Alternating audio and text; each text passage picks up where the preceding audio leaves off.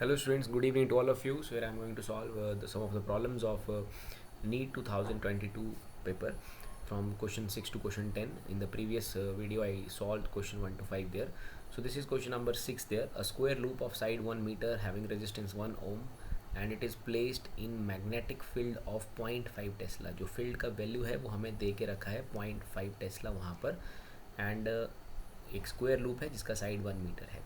The plane of loop is perpendicular to the direction of magnetic field. तो जो plane of loop है वो magnetic field के साथ परपेंडिकुलर है स्टूडेंट्स. तो ऑब्वियसली जो प्लेन लूप का जो एरिया वेक्टर है वो मैग्नेटिक फील्ड के अलॉन्ग होगा because area vector is perpendicular to the plane of the loop and magnetic field is also perpendicular to the plane of loop. It means that area vector and magnetic field are in the same direction. It means that theta is equal to 0 degrees.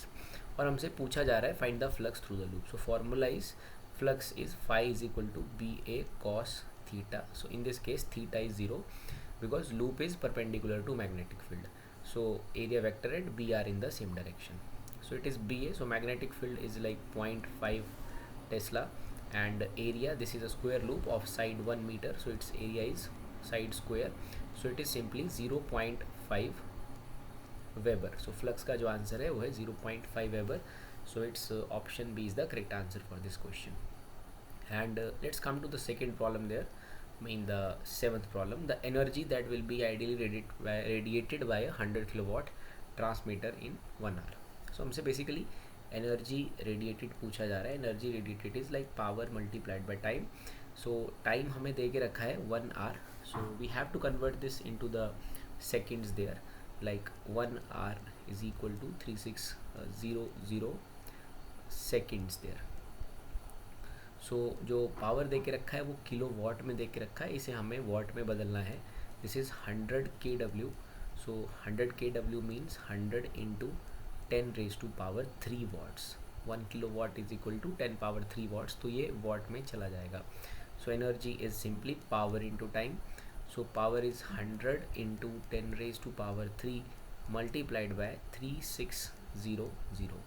So it is like 3 दो zero ये है 5 2 7.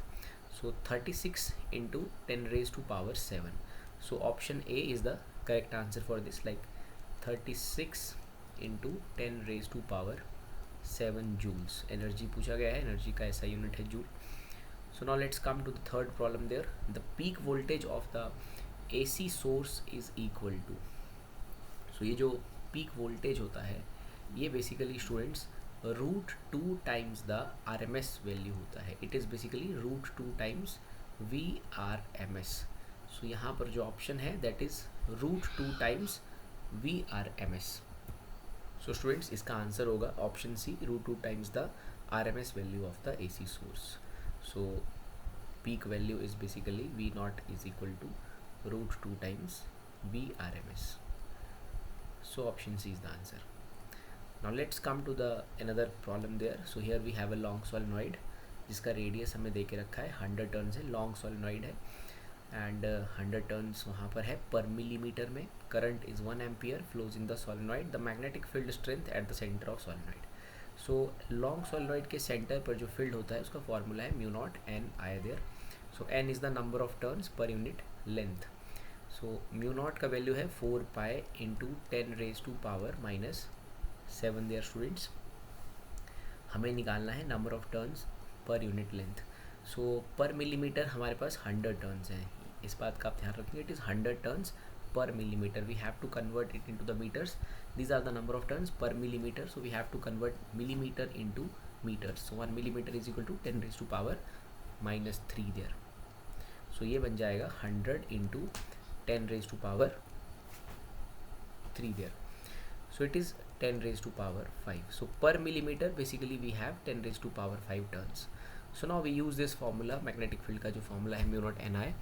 तो it is 4 pi into 10 power -7 और number of turns की जगह हम लिखेंगे 10 raise to power 5 और जो करंट वहाँ फ्लो कर रहा है वो 1 एम्पियर है. सो यहाँ से it is like 4 pi into 10 raise to power -2 because this is -7 this is 5. ये म्यू नॉट का वैल्यू है 4 pi into 10 raise to power -7. So when you multiply 4 with the pi you will get basically आप देख रहे हैं हमारे पास जो option हैं वो ये है first option. second option, this is 10 raised to power minus 2, so 4 into 3.14 is 12.56. So obviously this is the answer for this problem, 12.56 into 10 power minus 2 Tesla, because it is minus 2 हमारे पास यहाँ है, first option में भी minus 2 है, but it is 4 into pi, so obviously answer is like near 12 or 13, so it is 12.56. Now let's come to the fifth question there, or the 10th question basically there. So plane angle and solid angle have, so plane angle is basically having the units like radian, और solid angle का जो unit है that is steradian. So option है plane angle and solid angle have units but no dimensions. Plane angle and solid angle का कोई dimension formula नहीं होता है, बट उनका यूनिट्स है, जैसे प्लेन एंगल का रेडियन है, सॉलिड एंगल का स्टेडियन है. So they have units but no dimension, so obviously option A जो है वो करेक्ट है. दूसरी ऑप्शन में है dimension but no units, and तीसरे में है नो यूनिट नो डायमेंशन, तो भी गलत है. बोथ यूनिट एंड डायमेंशन ये भी गलत है. So it has units, plane angle and solid angle के यूनिट्स हैं but no dimensional formula. So no dimensions basically, or no dimension formula. So इस तरह से these are the answers for these 5 questions. Thank you very much.